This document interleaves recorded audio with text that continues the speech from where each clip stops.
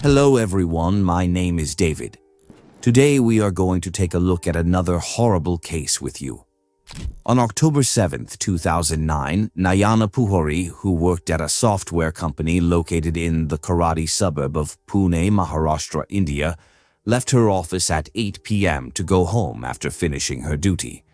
Usually she would leave the office by 7 p.m., but that day she was delayed due to extra work. It was a winter day, and during winters it gets dark early. So, while leaving the office, Nayana called her husband Abhijit Pujari and informed him that she had just left work and might take a little longer to reach home. Originally from Mothol in Karnataka, Nayana Pujari was living in Pune with her husband Abhijit. While Nayana worked in the IT sector, her husband Abhijit had a job in the banking sector. Nayana was a very simple and kind-hearted woman who treated others well. Pune, where they lived, is also known as the cultural capital of Maharashtra and is an important hub for the IT and automobile industries. 28-year-old Nayana Pujari was a software engineer working at an IT company named Synchron, located in the Karadi suburb of Pune. However, since the company was a bit far from her home, she would always book a taxi to travel to and from work. But on October 7th, 2009, Nayana got late because she was busy with work and ended up finishing around 8 p.m. That's why she called her husband as soon as she left the office. In response, Abhijit told her not to worry, just to take care and try to get home as soon as possible. Synchron had arrangements in place to safely send their female employees home if they left work late.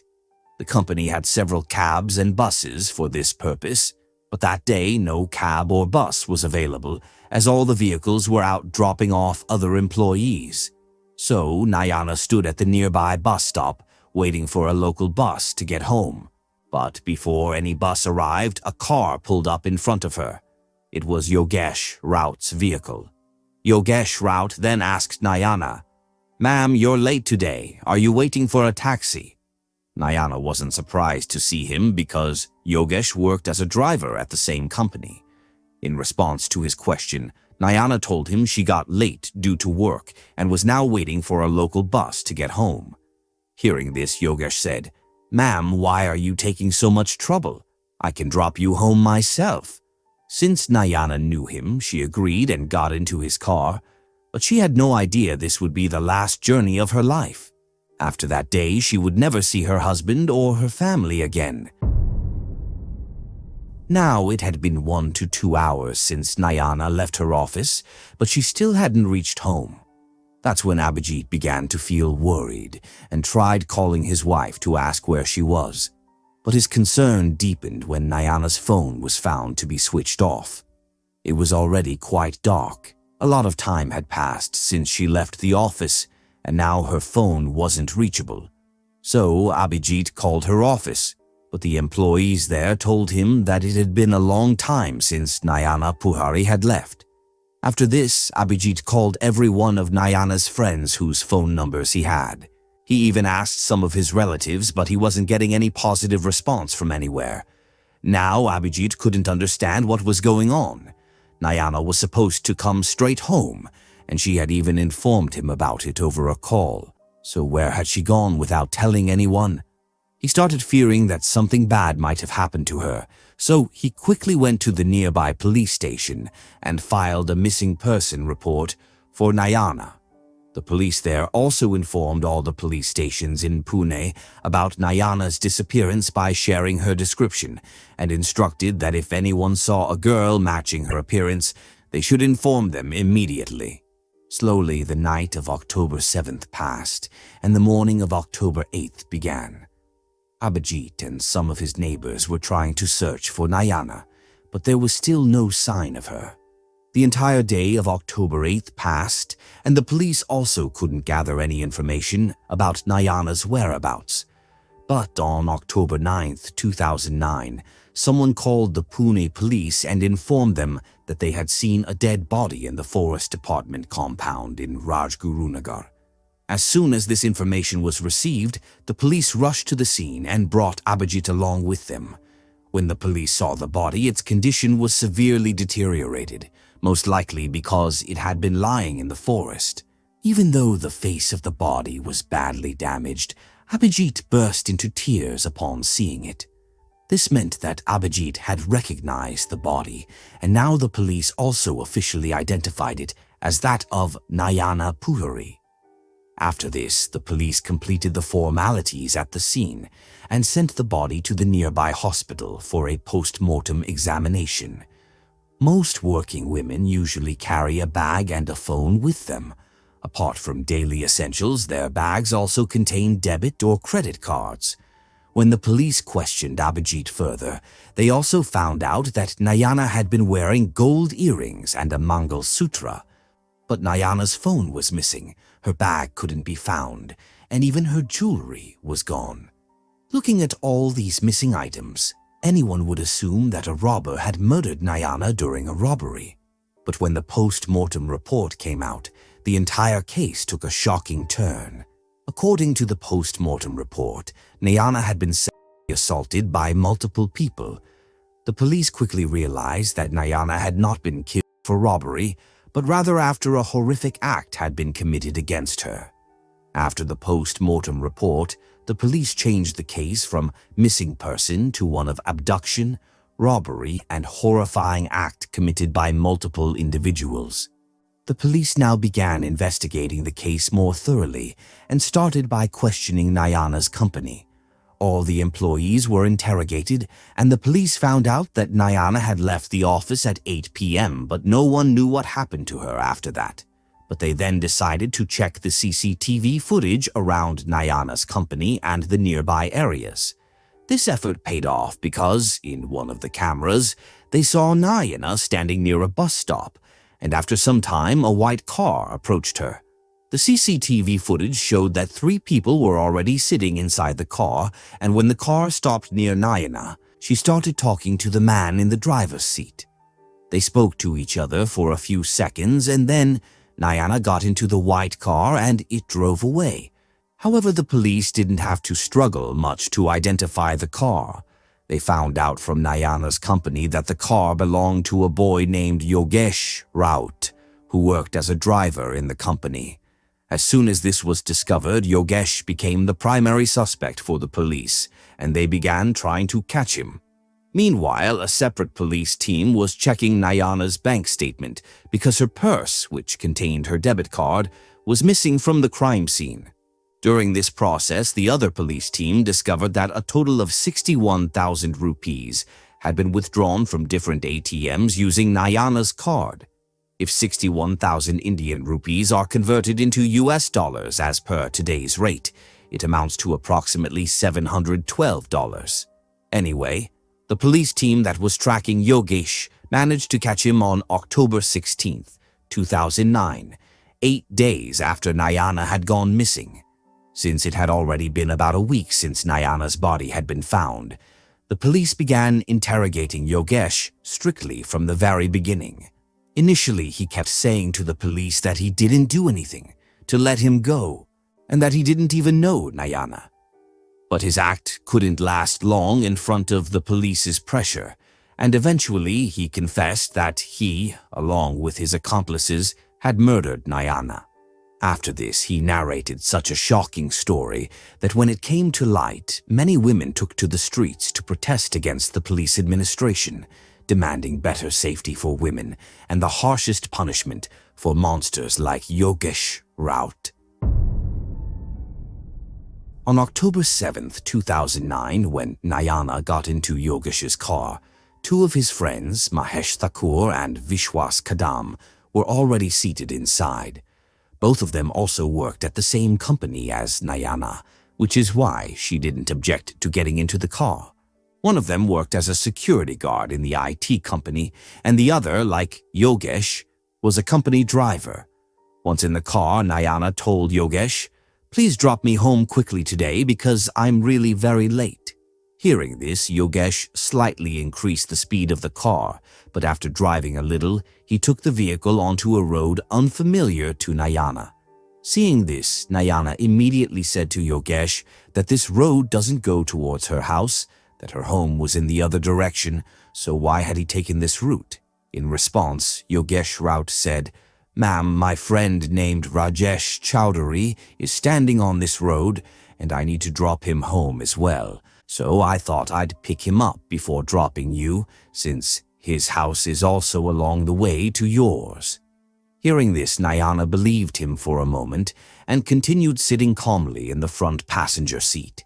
After driving for some time, Yogesh's friend also got into the car. After that, the car started again, but this time too, Yogesh was not taking the correct route.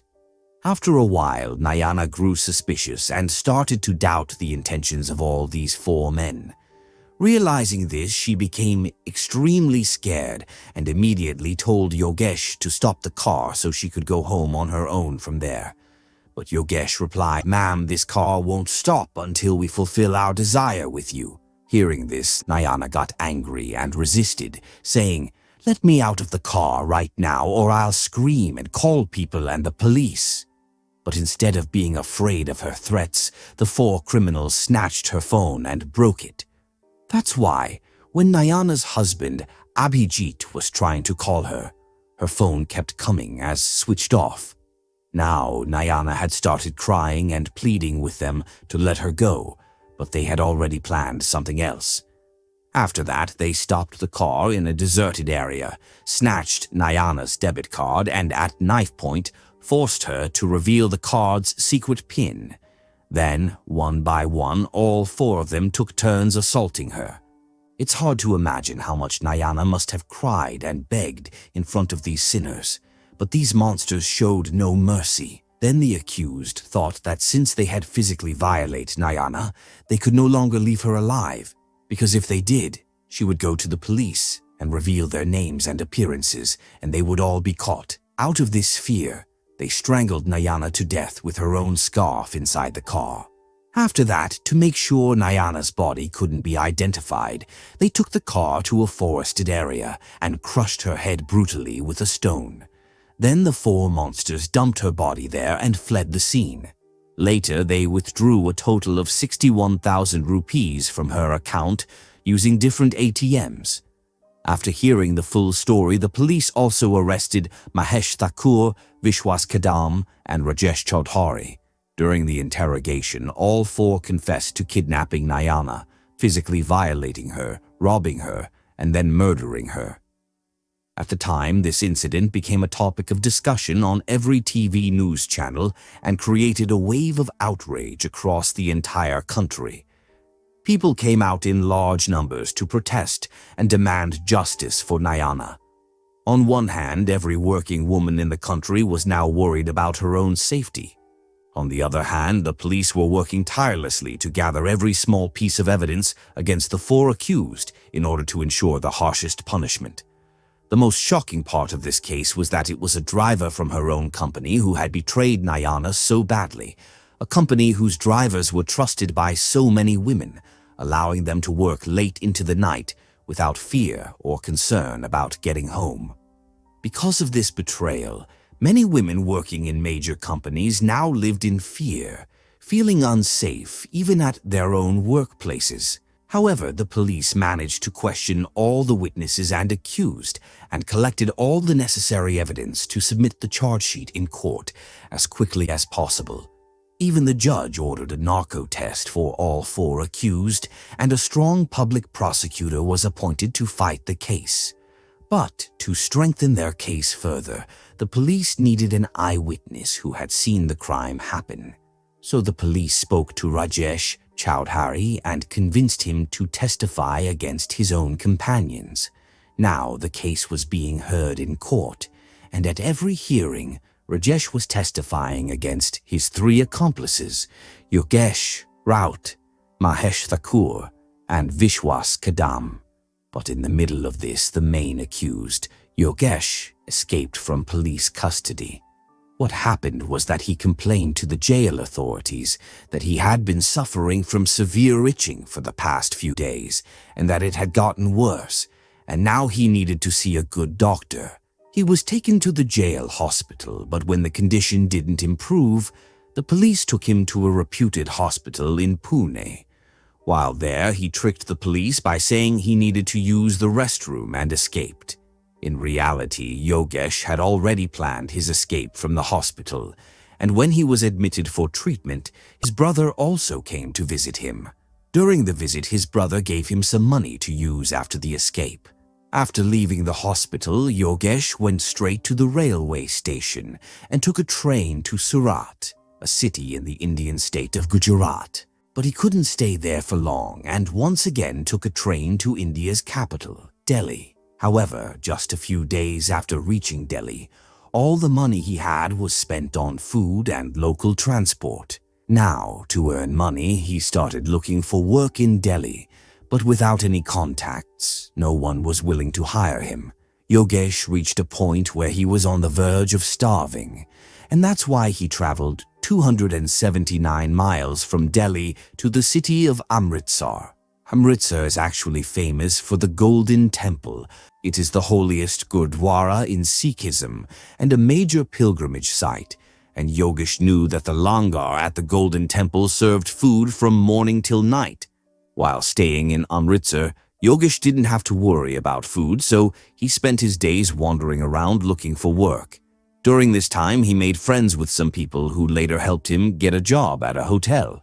In fact, while living in Amritsar, Yogesh even changed his identity.